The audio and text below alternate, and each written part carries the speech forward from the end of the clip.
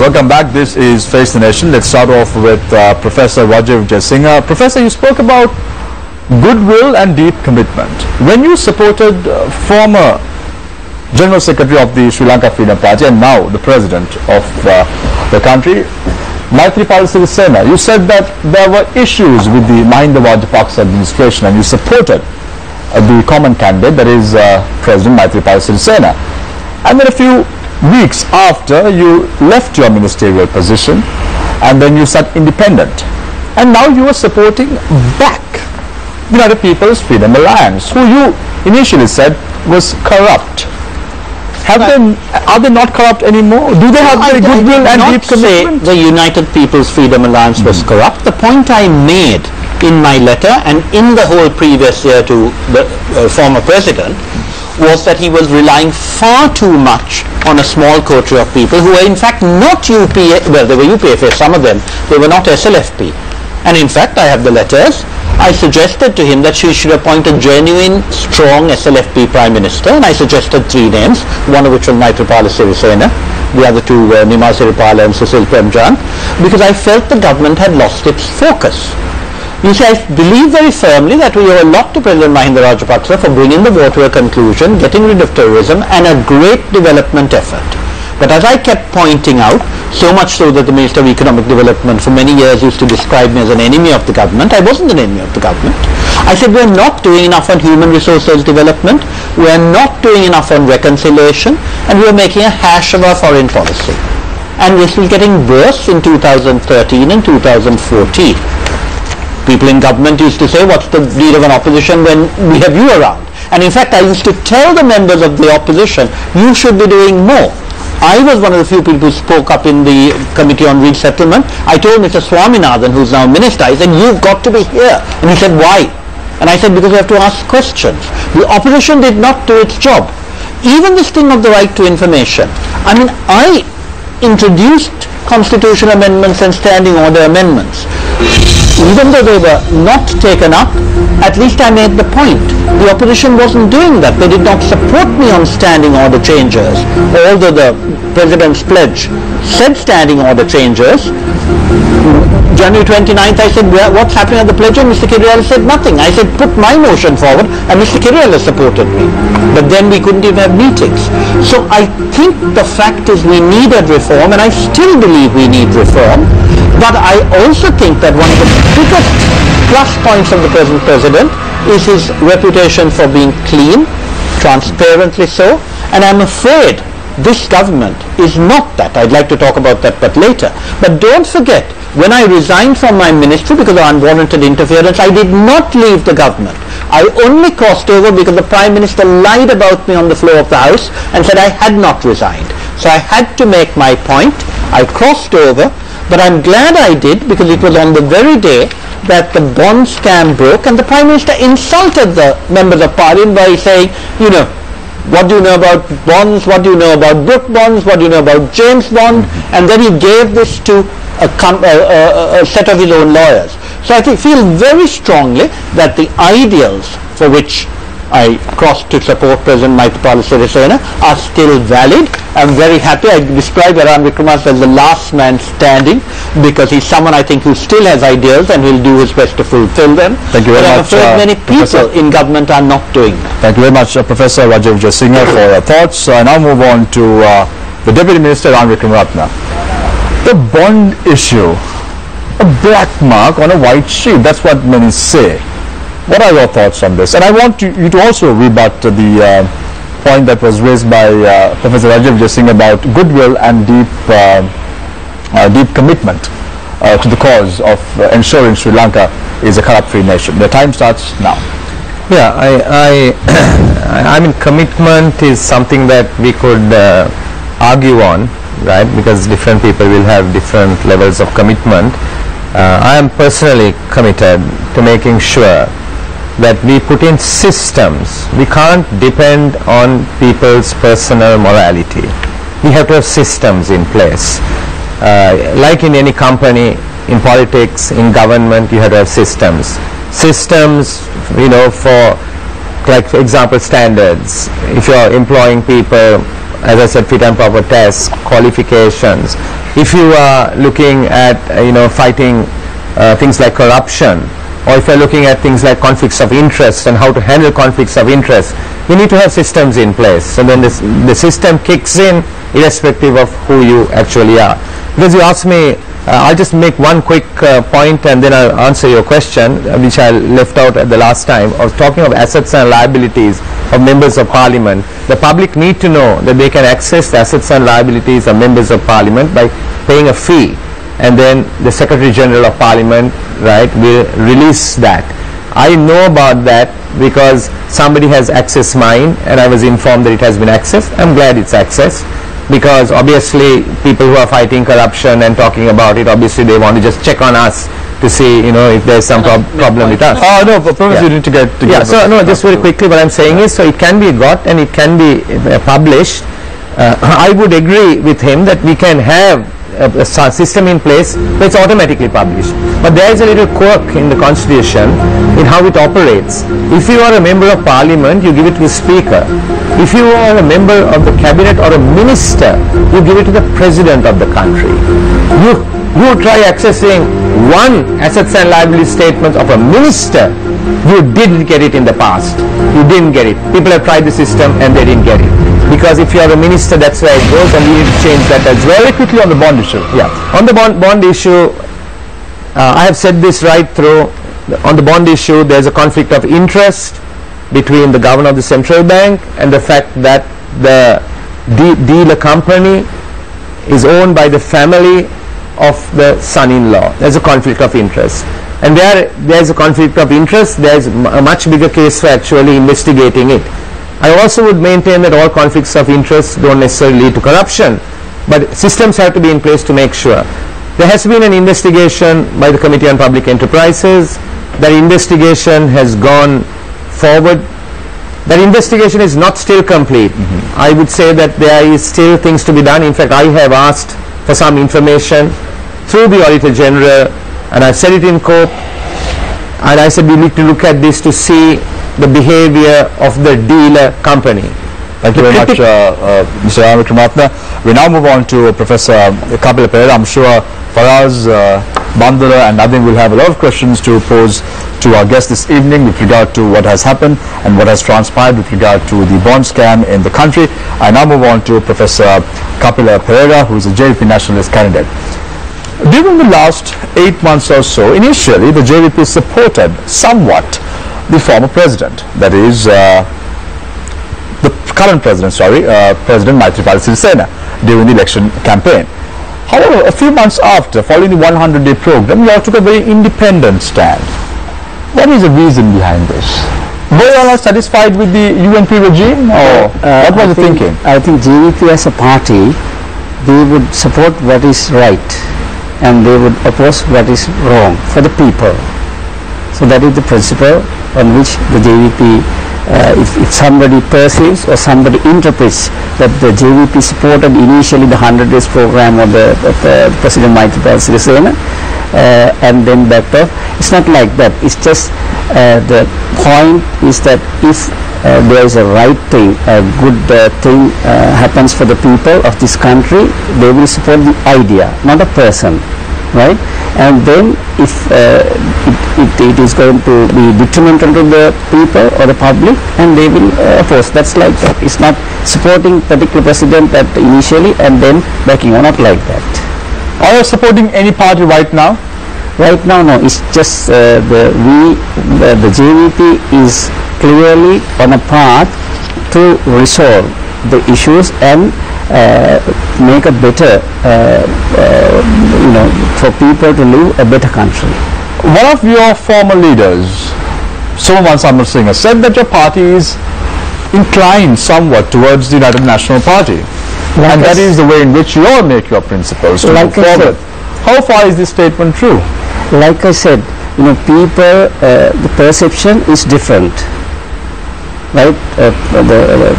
The acts of the JVP will be seen as okay, they are inclined to a particular party. Not like that. It's an idea or a concept or a mechanism that is good and better, then they will support. So that is how somebody will, anybody can claim that JVP is like a small red elephant, JVP leader, like that. I know it's like that the thing goes, but it's not so. The JVP is not inclined to a particular party. JVP is always on the path of what is right for the people. Thank you very much, Professor Kapil Pereira. Before moving on to the journalists, I just want to pose a question to Professor Rajiv Jayasinghe. Professor, have you been able to read this, a guarantee for the future of the United People's Freedom Alliance? That's the manifesto? That's the manifesto of the UPFA. Have you been able to read this? Yes. Do you agree with this manifesto?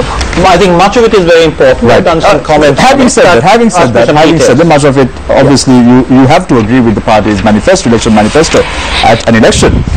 One of the clauses, one of the points that have been made, one of the preambles, obviously, says all Samurdhi families will be granted a gas cooker and a cylinder with a monthly allowance of 350 rupees for gas consumption.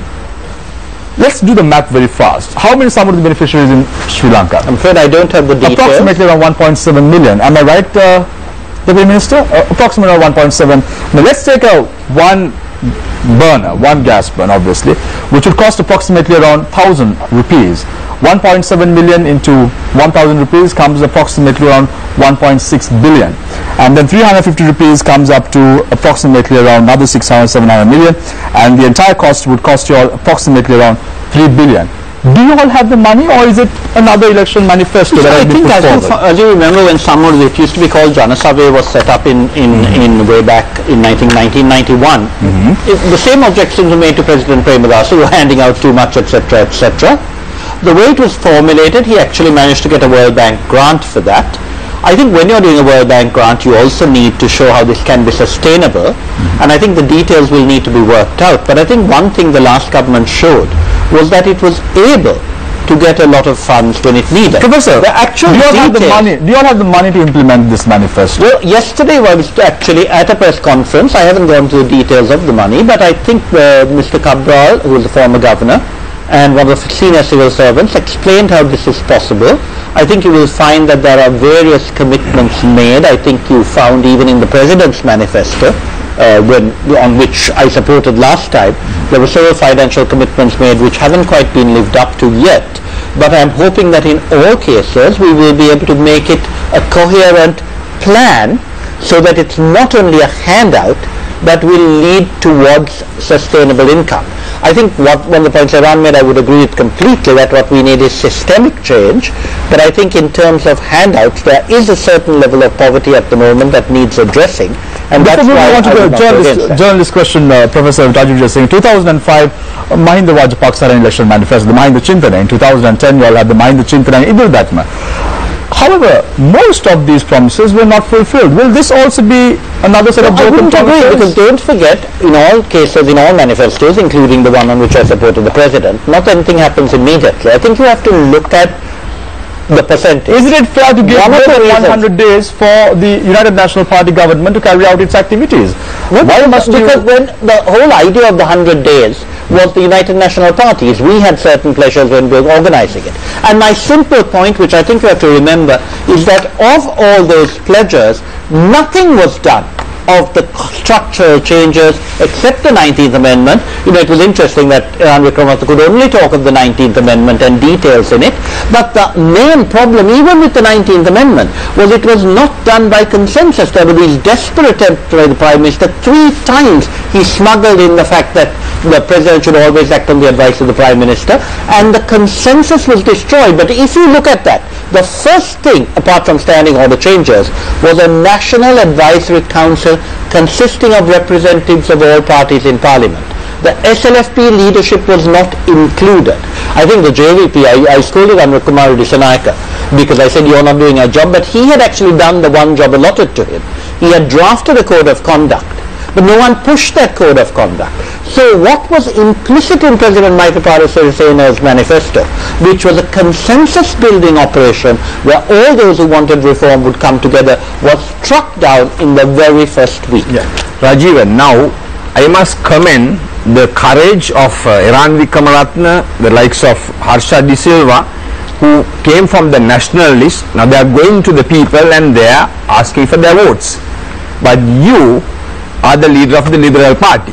How come you don't have the courage and to face the nation and ask for their votes? It's not a question of not having courage. It is that I know how much it costs. Iran and I were discussing this and he was telling me how he had to raise money. And I will say this for Iran. He actually explained to me how when he was asking people for money, he was making sure that they could not worry him, adversely. And I think he's one of the few people who has actually set certain principles on to command money. I don't want to have to ask for money in such a situation. I'm not going to. I have nothing to start with. My own party criticized me when I said I'm not doing that. They said, you have, after 5 years of being an MP, you don't have any money and the party doesn't have any money. I'm proud of that. But my simple point is on the present electoral system, I do not think you can run without some money, and if you have to borrow it, even though I think people like Iran will do their best not to have commitments that are adverse, I'm not the sort of person going around asking for money for that sort of thing. The second point is the whole point about the national list was that it should have people like Iran or Kapil or me on it. Now I think the real problem with the national list as it has been interpreted is because of the pressure on people to go for electorates. Even Iran couldn't spend as much time on general topics because the poor man was given an electorate, he had to run around there, then he was transferred to another place. The same thing happened to Mr. Sumantharan. In the early days, Iran and Sumantharan I would like to make a statement about Mr. Ram Vikramaratne's political affiliations. Yeah, we're talking about you. I think it's very important why, that as a nationalist MP, you have certain So you don't have the courage and you don't have the money, is it? I don't need the courage because it's something I have made very clear, and I certainly don't have the money, and I will not go around asking for it as even Iran has. Okay, my second question is, I think we all agree the best national list is from the JVP. How come you have, I would say from the UPFA and the UNP, time-tested, rotten candidates in the national list? Not all. Some. Well, let me put it this way. I think the whole problem with the nationalist was that it was completely distorted the first time the nationalists were presented. There was a clear indication of what the nationalist was for. But then, certainly with regard to the UNP, but I suspect with the UPF at the time as well, people who funded the party were put on. Then some politicians who maybe wanted to not go to the hurly-burly were put on. I think the mistake then was the minute you open the floodgates, you then have requests from people. I would agree with the fact that some people in the party who... We'd like to let Mr. Iran Vikramaratne also say it because you have been speaking for a long but you time. asked me the question and you insulted me, so I think I have a right to answer. I know you were doing it out of love and affection, but you have to remember that. I don't, Professor, I do not agree. As a moderator, if there is any personal allegations leveled by the three journalists, I take full responsibility for it. No courage? That's not really a question. That's a question. That's a question, Professor. Mr. Vikramaratne, with regard to the national list. Yeah, I think the framers of the constitution, I'm guessing, intended the national list to be with people who don't enter the political process at an early stage through elections, but have served the nation in different areas, different professions and so forth. I think I guess the idea was that because also Sri Lanka was only having one chamber, some countries have two chambers, and therefore can accommodate people like that in those chambers, and the country could have the benefit of those people. But I would say it's not just this time. The nationalists generally has not lived up to expectation over the entire period. I don't think I'll be inaccurate if I say that, with exceptions, of course. There have been very good people on the national list, and I can think of some of them. When I think of people like Lakshman Kabirgama and people, really outstanding people who left a real positive mark on this country. So it suffers from it. I would say our national list also has good people, but it may not, some of the others may not reach everybody's expectation because there are others who have maybe helped the party. I think they are on both sides, who also have come into the national list. And one way to look at it is they have contributed to the process right, and therefore they are on the national list. But I don't know whether that was the intention of the framers of the Constitution. Mr. Khurana, with regard to the central bank bond issue, you said that there was a conflict of interest. I want to drag your attention to John Exter's report with regard to the governance of a central bank. He says that if an individual whose integrity has been questioned, he or she should not serve as a governor of the central bank. Now, you just mentioned about conflict of interest. What are your thoughts about the governor of the central bank? Yeah, I would say that I think when you get into the area of integrity, you need to have some kind of proof, right? And where the investigation presently is, and I think after the new parliament is formed, the investigation will continue. It will probably reach some conclusion. Sorry, Mr. Kramata, that sounds odd to me. We have the president of our country who has advised his prime minister to ask the governor to resign. Are you suggesting that the president didn't know anything about this?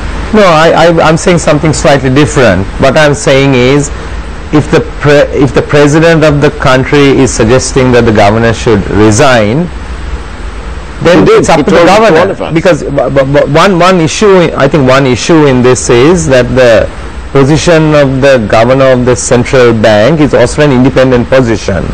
So the president or the prime minister could exert, I won't call it pressure, but maybe express their opinion, and then it's up to the governor to decide whether he remains or he does not remain.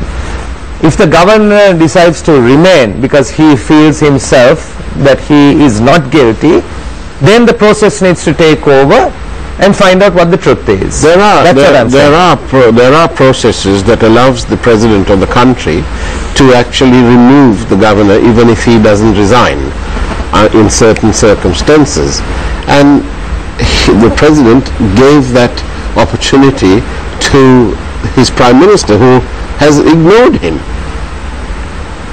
Yeah, I frankly don't know what the circumstances under which the president can remove. I thought there was a process which is very close to an impeachment process to remove the governor of the central bank in the constitution, and I think that's the reason. Otherwise, if the president was convinced, I think President Maithripala Sirisena wants to create a new culture. He wants to basically make sure that there is good governance. I think he would have exerted that option, but I think it's a parliamentary process. Clearly his culture was to be less in your face as in the previous presidents, and so he gave his managing director, the prime minister, to get on with it, and this man has the prime minister has taken the position that there's a parliamentary process. That position remains, that it should be completed, and if then Parliament decides that there is reason for further investigation, it will go into the police and into the judicial process. And in the meantime, the people pick the tab up, because the bond issue, the losses continue to mount. It is firmly entrenched in the system. Yeah, I have a slightly different view. I think the loss here is not really financial. Loss here. Can I explain that? Mr. Kramata speak. Yes. The loss here, I don't think is real issue. Is not financial. It's a loss of confidence. That's, I think, the big issue here. As a banker, you're telling me today that there is no financial loss. No, I will. On the financial one, I have always differed. We've had lots of discussion in COPE on this, right? And if I want, I can very simply put it to you. What's the market price of the $1 billion bond? What's the market price? The UNP issuing a statement referred to a price of a 30-year bond 1 year ago. And I disagreed with the UNP statement because I do not think it is the market price. The former governor of the central bank issued a statement saying that the market price was 9.75. because it was a secondary market price. I disagree with the former governor of the central bank in the same way that it is not the market price. The thirdly, right, then what is the market price? The market price of the 30-year bond was the price of $1 billion that was advertised, and on the bids that were received on that particular day, which was 10.4%, and it did not include a bid from perpetual treasuries. That is the market price. Then the question that arises is, right, an additional 9 billion was taken and the average price of that additional 9 billion was 11.73.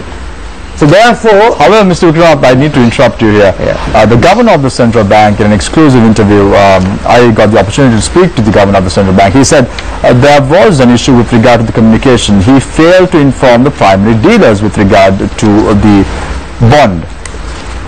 So isn't that a violation? Isn't that he failed to inform the primary dealers with regard to the secondary requirement of the increase from 1 billion to 10. Yeah. The increase from 1 to 10 billion. No, sorry, I must tell you. So you just said 1 billion. You can correct me here. Yeah. I can't remember that statement being said to us. No, I don't think that was said to us. That was not said to us. But he told us that Rajiv and I attended almost every session. Well, I missed the session with the banker, but I think to take that up, Iran, you yourself said, and again I must reaffirm, Iran behaved like a complete gentleman in court. But he said, if you're going to take 10 billion on auction, then you must advertise 10 billion. That is what is fair. That's the big Iran said that very directly. And the governor of the central bank, I think we all agree that what the governor did was outrageous. And it's just there was an issue. I would say that if you are taking an amount, advertise the amount. But I must also say this. I must say this, that that's the standard practice. Not on the 30-year bond, even on other bills, like say treasury bills or bonds, right through, right? This 27th of February was not an exception. They always take amounts which are different from the amounts that are advertised. That's right. I don't agree with it, but it's a practice. But the rate in the past has always been the average yield. And that's the average price, nothing at the price that is bid. If I might just comment on that, I think Iran, whenever they took even a little bit more, it was at the same rate as the amount advertised. It never went up by enormous amounts. I think Iran, I mean, he said it at COPE, what was done was not fair, and I think we must respect the fact that he has to defend his party, but I know that in private he knows what happened was wrong. There's also a question that I'd like to ask you, because throughout this whole bond investigation of the alleged bond scam, through the allegation against the committee of lawyers investigating it was that they were affiliated to the UNP. But also at the same time I wonder that in their report they did highlight some glaring issues about the operations of the company in question, Perpetual Treasuries, and also with regard to Bank of Ceylon. My question is, there hasn't really been much, even from COPE or the leaked COPE report, regarding Perpetual Treasuries or the Bank of Ceylon officials. Well, I think the very simple thing is why not? True, there should be some focus on the actions of the governor as well. Why is it that we are not seeing, on the part of the people who are pursuing this, not seeing an equal amount of attention paid to Perpetual Treasuries? And I think in the first place, if I might answer, the COPE report was based on a motion brought before Parliament which was about the governor. That was why the Speaker appointed a committee to go into the behavior of the central bank and the governor. Now, when I actually mentioned the lawyer's report, I think Sujeev was saying a thing, I said, don't mention that, we all know it's rubbish. And I said, I'm only mentioning it because your Prime Minister said this is an inadequate report. Well, listen again, I need to remind you, when you are using the names of individuals, please be responsible, because as a network we won't take responsibility for the statement that you are making. Thank you, I know you have to go on. But I was responsible, I heard you the first time. Everything I say, I can prove, as you know very well. It's actually in the minutes that Sujeev said. But let me go back to this. So we will look at the conduct of the governor. With regard to the Bank of Ceylon, there has been an inquiry with regard to that particular dealer. I have a sad feeling that he's being made to take the rap for something, but that is not our business at the moment. A wider investigation will look into it. With regard to Perpetual Treasuries, one of the biggest problems we face is there has been desperate attempts to fling mud at former Governor Cabral. And I think Iran will stand by me as saying, we have had Governor Cabral before us, we have criticized him in COPE, but there's never been any suggestion of dishonesty. Now, we did get the figures on Perpetual Treasuries. We got the way they had bid. there were outrageous allegations, not by Iran but by other members of the committee, to say that there might be conflict of interest because Cabral's sister was on the board. The very simple fact is there might be conflict of interest in many cases, but you need to look for evidence. We have evidence that something strange happened when the governor and his son-in-law did a deal together. My question is this: I feel that going back to perpetual treasuries. Let me just give you a simple fact. Perpetual treasuries, while Nivad Cabral was governor, made 15 bids for bonds, none of them over 250 million, altogether about 3 billion. They got one bid for 27 billion. Isn't that public money, Professor Rajiv Singh? This 27 million that we're talking about? They got a bid for 27 million. Wasn't that conflict of interest? Not at all, because if you have a situation... Isn't that dishonesty there? No, because there's certainly not dishonesty, because the point is that in Sri Lanka we all have networks. You all know Rani Wickremesinghe is my cousin. You all know that Nivad Cabral's brother-in-law is on the Bank of Ceylon board. But what you have to do is not get involved in the transaction, and Nivad Cabral never did. The deputy governors all said no, the previous governor or no previous governor came down. That is conflict of interest when you actually participate.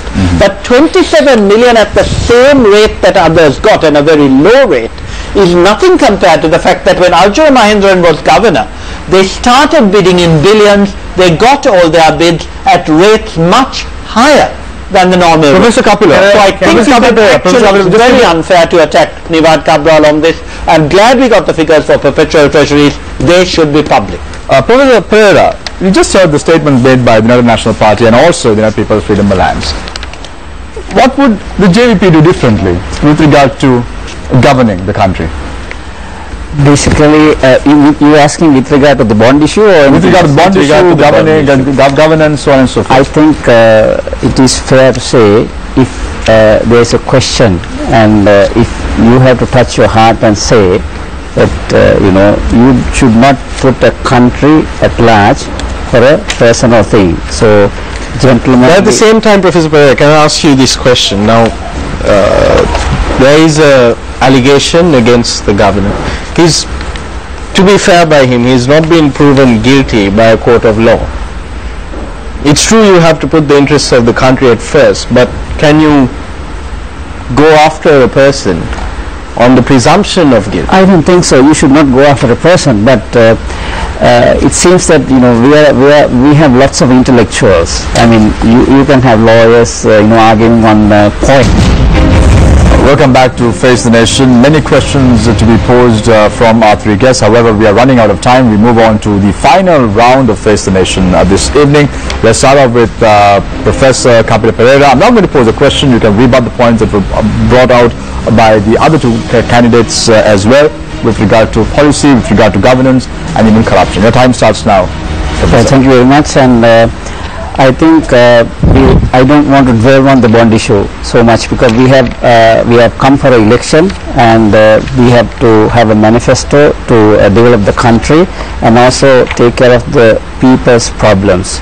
I personally believe, and as JVP and everybody else believe, that if you are born in a family, first and foremost is that you should be able to provide a sound education and good health. Then you have to have the basic needs like the shelter, and in the manifesto of the election manifesto of the JVP, these are the first and foremost the basic things, right?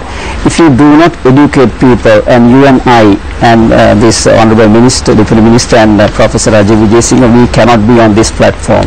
I mean, we are talking about the small percentage of the people who have had the luxury and the fortune to have a good education, and the JVP manifesto addresses the basic needs like getting a school into for your child in the first grade, equity in the education, equity in the health care, and equity in the social justice and fair play.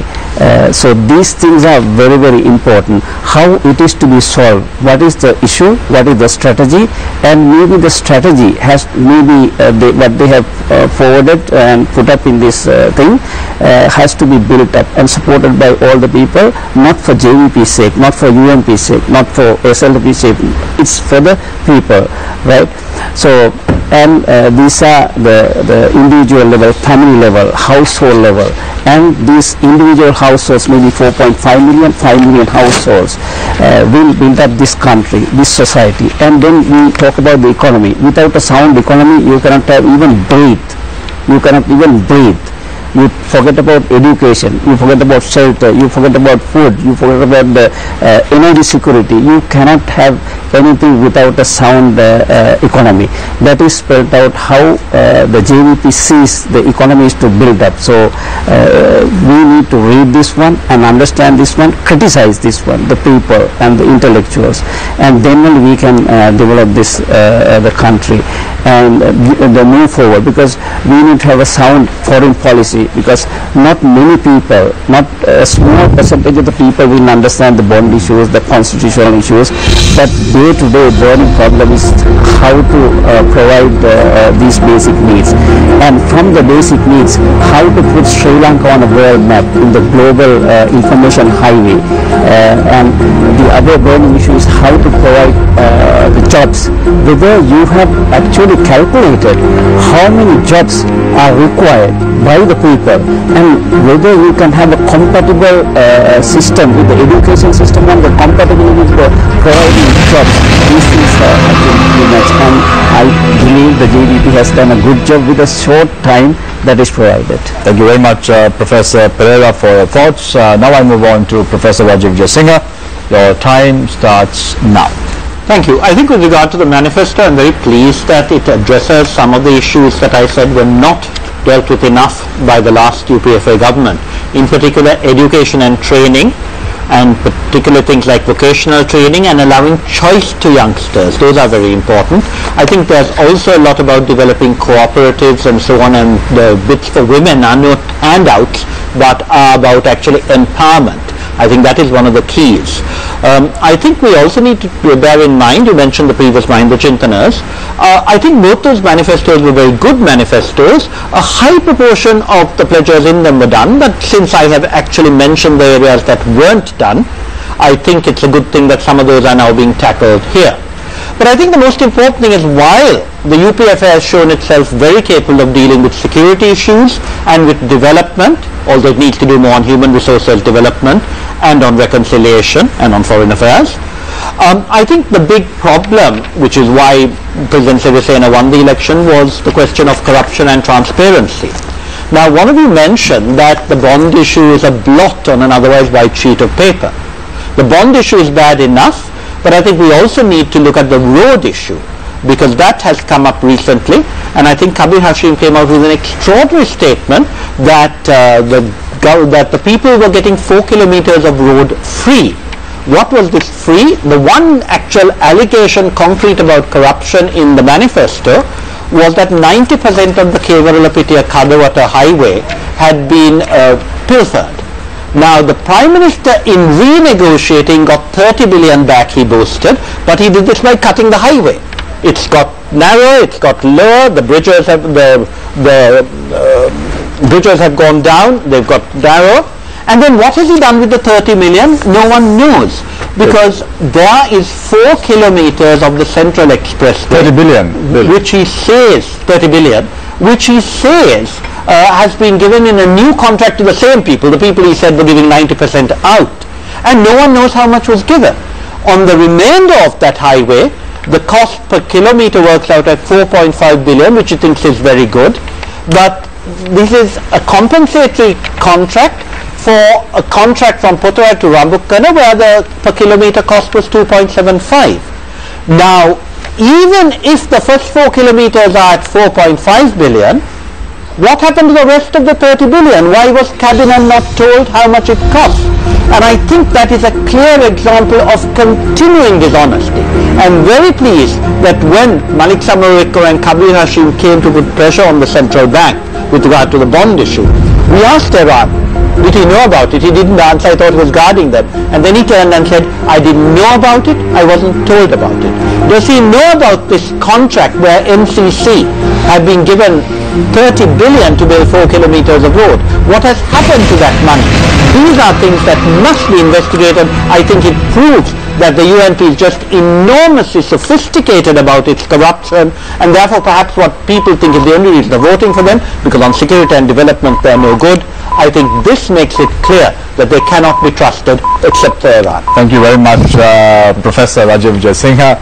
We now move on to Mr. Ram Vikramratne. I have some put on the back by Professor Rajiv Jayasinghe. However, you need to rebut the points that Professor Jayasinghe brought out with regard to the Central Highway as well. Your time starts. I will very quickly say a few things. One is on the, I must establish the fact that there is no COPE report. In some facts we need to be clear. I have just filed answer through my lawyers in court because I have been called into a case in court now on the bond issue as a respondent, and I have filed saying there is no report. So I'm just talking about the facts. Then conflict of interest, yes there was. And conflict of interest of the former governor, yes there was. The former governor's sister was also on the board of the same company, or the holding company's board, but the holding company owns 100% of the dealer company. The problem is this, the problem is I'm saying that that needs further investigation, and I have already said that in court. That's why I said it has to be done in the future. Conflict of interest in both cases. In both cases, we cannot say it led to corruption until the investigation is complete. Perpetual treasuries needs to be further investigated. Quickly to go on to what was said on the roads, there are certain understandings on the roads. For example, a road was built from Colombo to Mathura, the Southern Highway. Then there is an extension of that road from Mathura to Hambantota. Now my personal view was, and I have argued this personal view out, that we shouldn't be building that road at all. We shouldn't be. The reason is this: when you come to road building and think of priorities, I would have taken the resources we are going to put on that road and certainly put it on the Central Highway, because the Central Highway has very clearly a much bigger demand than a road going from, basically from Mathura to Hambantota. But because there are certain understandings of the past regime with the contractors and with the government, in some cases the understandings are written contracts, in other cases they are just understandings and MOUs that are there. So we have the situation where we have now laid the foundation stone to continue it. Allocation of resources, priorities are all involved. The issue of corruption is a separate matter, because the issue of corruption has to be investigated, proof has to be found, judicial process must follow. But this is misallocation of resources, which I am saying.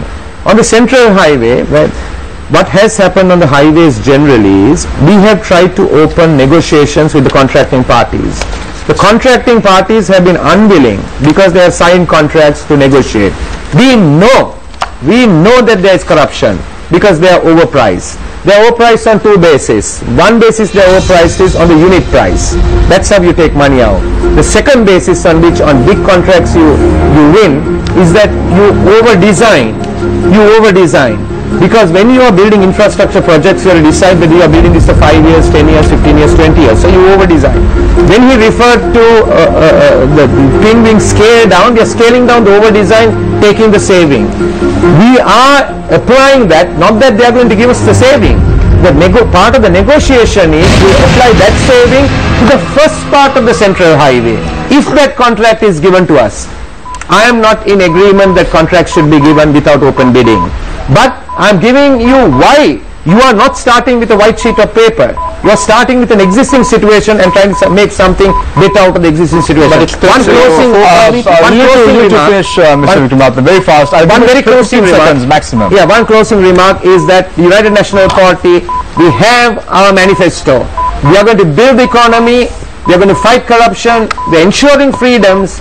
We build infrastructure. It's more to do with homes, and we will build we will build the human resource base of the country. That is the emphasis. It's your child is the emphasis.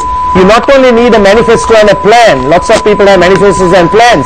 You need a team that can execute the plan. Thank you very much, Mr. Wickramaratne, for joining us.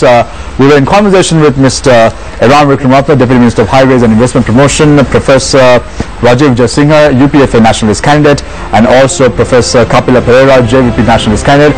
I hope and pray that on the 17th of August, you all three would be elected to Parliament. However, remember, it's your decision that will reign supreme on the 17th of August. That is the people. Thank you very much, Faraz, for joining us this evening. Thank you very much, Mandul, for joining us. Looking forward to seeing you next week as well.